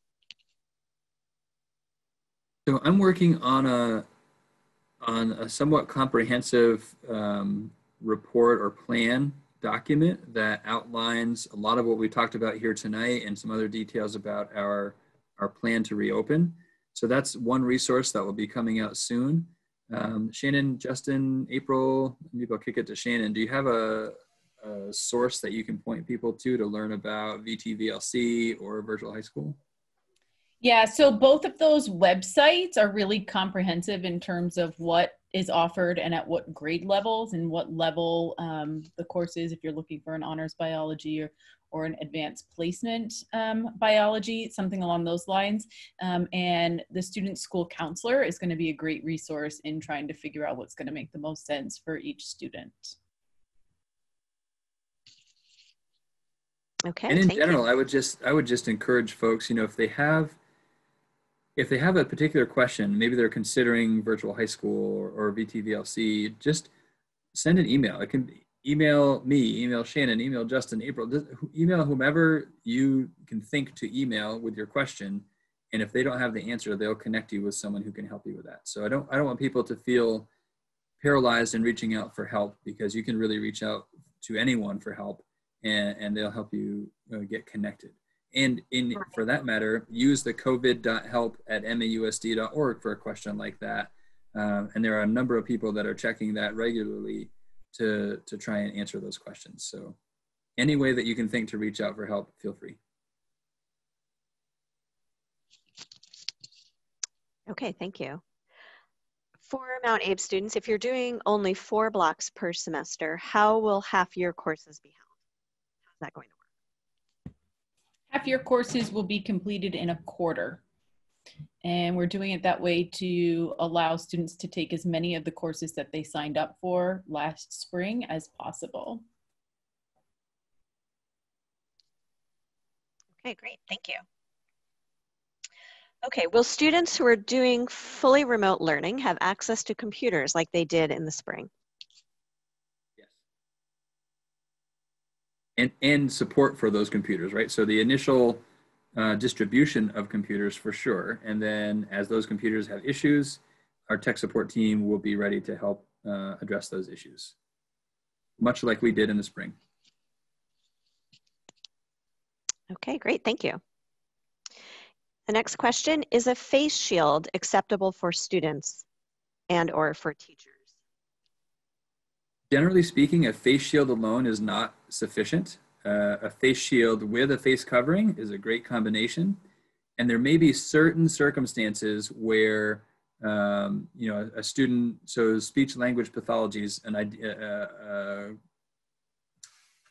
an example, I guess, that comes to mind, where it's important for a student to be able to see, and it's important for the adult to be able to see the student's entire face to be able to support their needs. So then a properly fitted face shield could be something that's in place, perhaps in addition to a plexiglass barrier. So really just thinking about trying to have something in addition to the face shield alone to be sure that everyone's safety is taken care of. Justin, I don't know if that covers it or if there's more to the face shield concept. Okay, thank you. Will there be in-person physical education classes in the elementary schools or at Mount Abe? So special areas in general, so PE, art, music, library, guidance in certain circumstances, those are not going to be the priority for in-person instruction. Again, we said we're going to really focus our efforts on the core academic areas, thinking in particular literacy and math, and to some extent science and social studies. Those are going to be where we're going to focus our energies because we have such little and precious in-person time, and because we're going to need many hands to make even our core academics function properly in a hybrid reopening. Having said that, there may be limited circumstances where some PE might be able to happen for some students in person, but it will need to be outside. If there's any kind of physical activity where they can keep distance, if it's inside, there can't be physical activity. So that's sort of the idea that encompasses PE, art, and all those special areas. Okay, thank you. The next question, will educators be Zooming in students on remote learning days so in-person and remote students interact with one another? How will those remote learning days work? So I guess to that, I would say maybe. I think that, again, is going to be an individual teacher decision. I don't think it's going to be a district decision that's going to happen across the board. I think different teachers have different levels of comfort. Different students have different levels of being able to work in that kind of environment. It's an option. It comes with some challenges. And those that feel like that option is going to work well enough to overcome those challenges may pursue it, and others may not. Katrina, feel free to add if there's more to that. Okay, thank you. How will kids who refuse to wear a mask or wear one appropriately be corrected? So like we were talking before, we're really going to be working to help educate students, help them understand why the masks are important, the proper way to wear them to keep everyone safe, and take that route. That's definitely the preferred route. And again, if a student's being defiant and there's no clear evidence of what might be getting in their way other than defiance, then that may need to sort of trigger our discipline system. But we don't anticipate that happening. We don't want that to happen. And that's not going to be our first approach. Okay, thank you. What type of documentation would you require from a doctor in order for a young child not to have to wear a mask? I think the documentation we're looking for, and again, Justin, if there's some specifics to this I don't have, feel free to add, but the documentation we're looking for is sort of an understanding of what's the underlying medical need that makes wearing a mask problematic, combined with their help in developing a plan for an alternative, for something else that could work to help keep that child and everyone around them safe. And that's where the conversation and communication with our school nurses is really important, and we can work collaboratively with the physician to have a plan in place that we can all feel good about. So for example, if a particular student has an underlying medical condition that means they can't wear a mask, do we get a properly fitted face shield for them and have a plexiglass divider between them and other students they may be working with or other adults? Maybe that's the plan that works for that student, or maybe there's something else that would be better. Okay, thank you. This question is about field trips. Will remote students be allowed to join field trips? Will field trips be whole class, or would they be group A and group B trips? And also regarding full remote learners, will they be allowed to participate in sports? All right, that's I don't know, is that a four-parter maybe? We'll see if I can get them all, but let me know if I miss one. I'll let you know if you miss something. All right. So the answer is, and in some ways it's a four-part question, but it might be only a two-part answer because I think it applies across a couple of those questions. Students that are remote are not going to be disallowed to participate in anything that the school is providing, right? So for the field trip example, and it follows with sports as well. If a class is going on a field trip, the students that are entirely remote should be able to access that field trip. The trick with field trips is all of the spacing regulations, the masks, etc., all still apply. So it gets tricky when, say, Mrs. Jones' third grade class is going on a field trip. For her to bring her entire class together to go on that field trip presents some complicating factors. If she can bring that entire class on that field trip and keep distancing, maybe that's something we can consider. But the logistics around field trips are complicated, not because some students are remote or the complications of bringing them in, but because it's a numbers game and a spacing game that we need to make sure are in place. So absolutely yes, they can access field trips and they can access sports, and we encourage them to. What were the other two parts? I think the only thing you missed, and I think you sort of addressed it as far as the numbers, if field trips will be designed to be group A going and then group B going or together. It sounds like it really depends. It depends on the field trip and on what it takes to make those regulations be intact. Okay, great. For riding the bus, how will students be able to socially distance on the bus, and will temperature checks be required prior to boarding? So to be clear, it might not be possible for students to physically distance on the bus. Again, buses are at step 3. There's no restriction on the number of students that can ride on the bus other than the bus's allowed capacity. So having said that, students are going to be expected to wear masks. They are going to have hand sanitizer as they're getting on the bus. And we are encouraging people to bring their kids to school in some other way if they can to minimize the numbers, in which case we'll then spread the kids out as much as we possibly can, right? So our ability to create distance when there are 10 kids on the bus is very different than our ability to create distance when there are 50 kids on the bus. We're going to dial that up and down as we need to, given the number of students riding the bus. and we're gonna have attendance on the bus, so we know who's riding the bus that day, and we're gonna have assigned seats to try and make sure that we know who was where in the event someone does test positive. Did that address the question, or am I missing something? Nope, I think you got it. Thank you. Okay, this is a calendar question. So what about the other professional development and parent-teacher conference days throughout the school year? Is it only the Thanksgiving break and March in-service days that are changing? So at this point, that is true. So the 2 parent conference days aren't moving as of right now. So those are, we consider those in-service days. So those are not days that teachers are instructing, but they are days that teachers work. And so those days are still intact. The one other day that is in question right now, which is only an in-service day, it's already, or which is actually currently a day off for both staff and students, is, I think it's October 16th. So basically right now, and again, this is depending on what happens with the legislature, this assumes the legislature acts to reduce the required number of days from 175 to 170. With the way sort of the in-service days were shuffled to front load them, we end up needing one more in-service day to sort of adhere to the contract language in the teacher's contract. One option is for that in-service day to take place on October 16th, which is currently a day off for staff and students. That would remain a day off for students, and it would be an in-service day for staff. That's one way to get an in-service day back. The other option is to add an in-service day after the last day for students. And those 2 options are both viable options. They each have their own pros and cons, and we're gonna need to figure that out.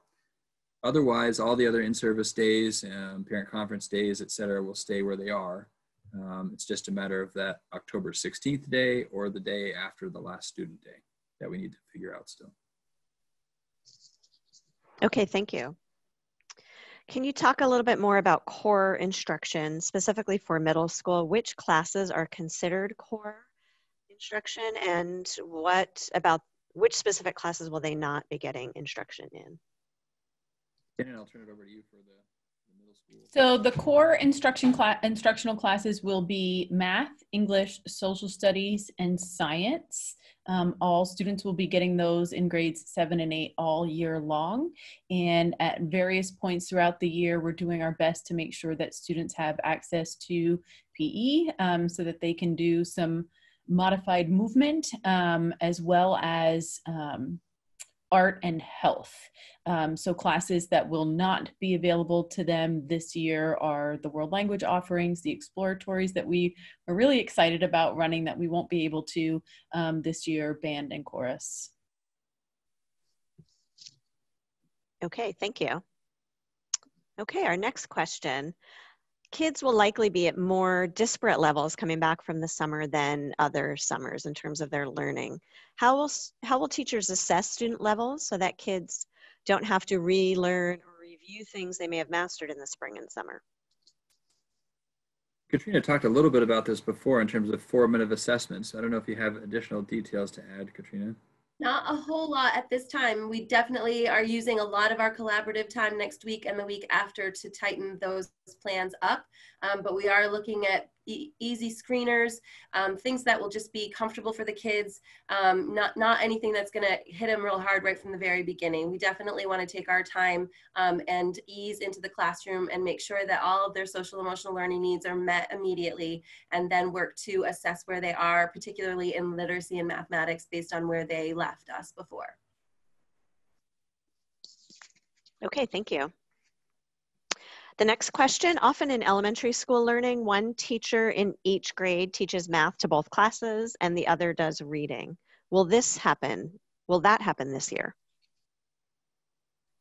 Possibly. So I know some teachers have already been in communication with one another and talking about ways in which partner teachers. So another example is we have multiple, say 3-4 classrooms in a school, and those 2 3rd and 4th grade teachers work together and think about how to support one another with their instruction. So there's still absolutely opportunities for that. One example is one of them teaches math and one of them teaches literacy, but there are other examples that could work as well. So I think, again, you know, creative partnerships like that are certainly encouraged still, but may not be happening everywhere. I don't know if you have anything to add to that, Katrina.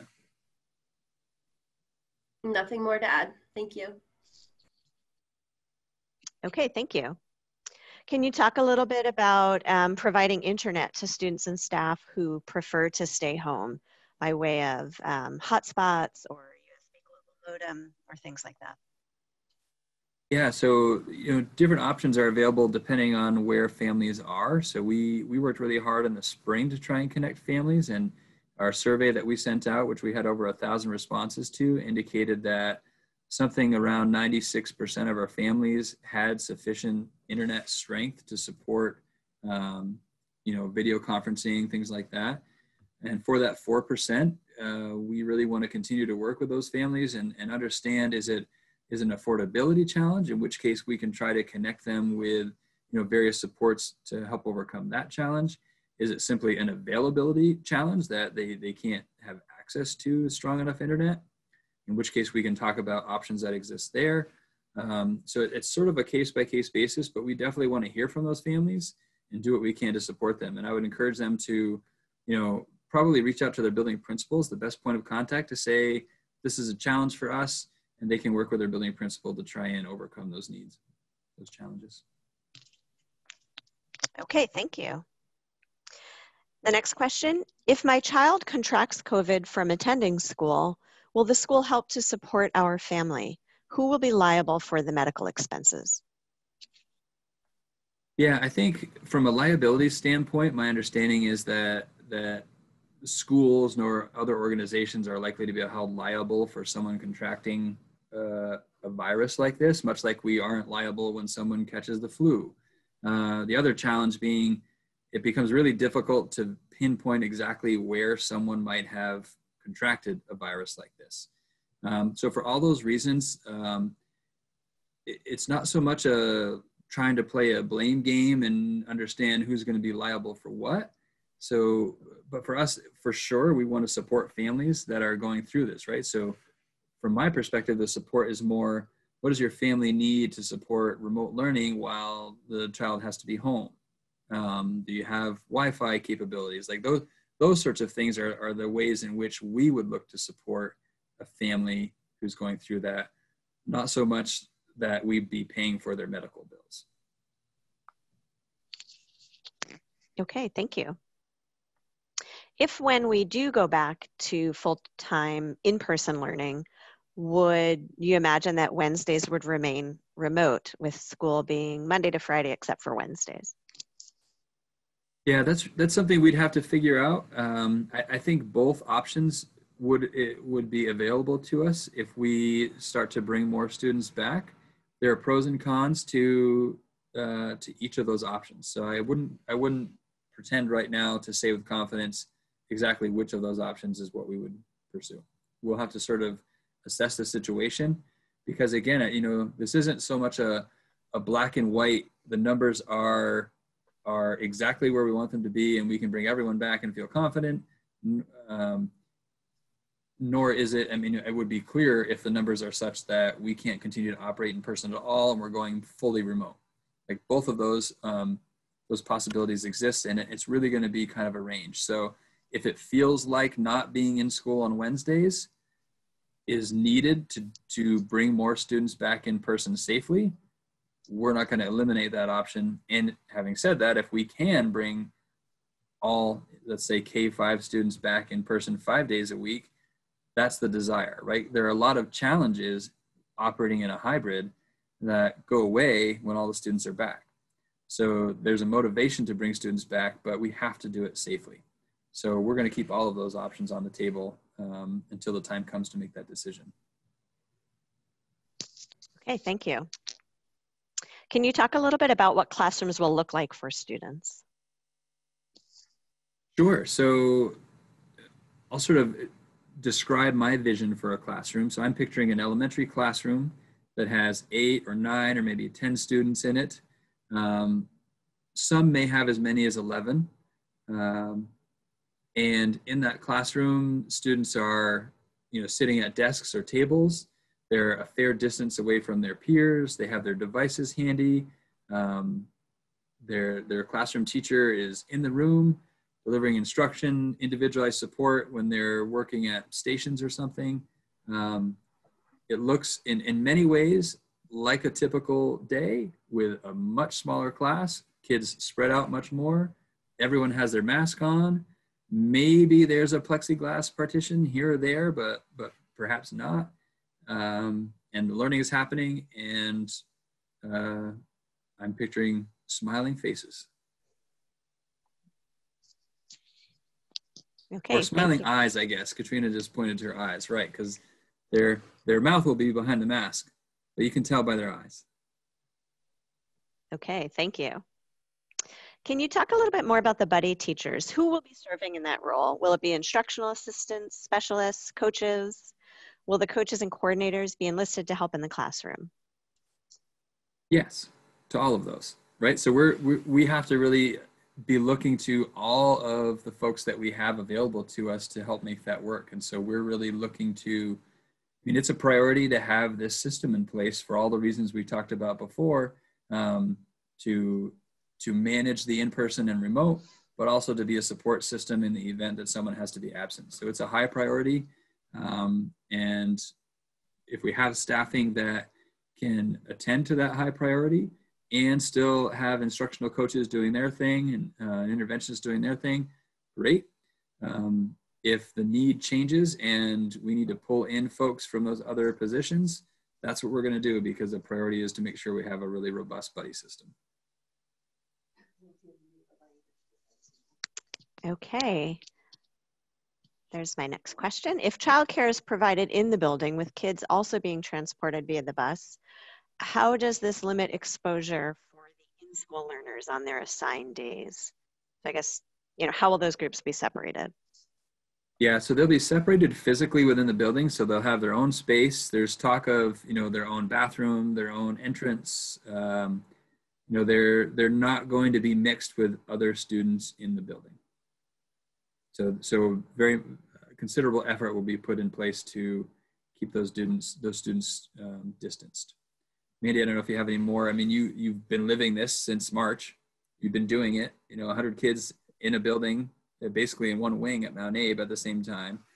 You feel pretty confident about the practices to keep students in cohorts and mixing pretty infrequently.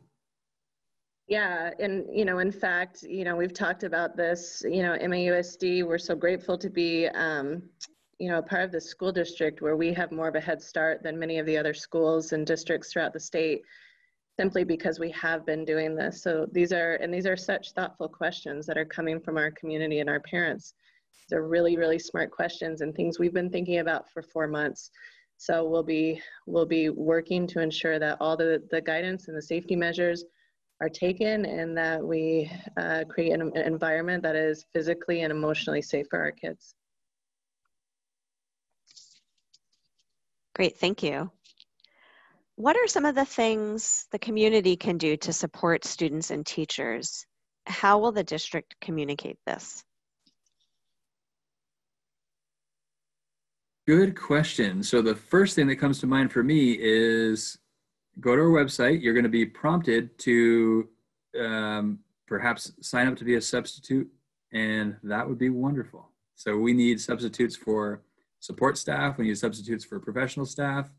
So that would be a tremendous help to know that we have a growing substitute pool.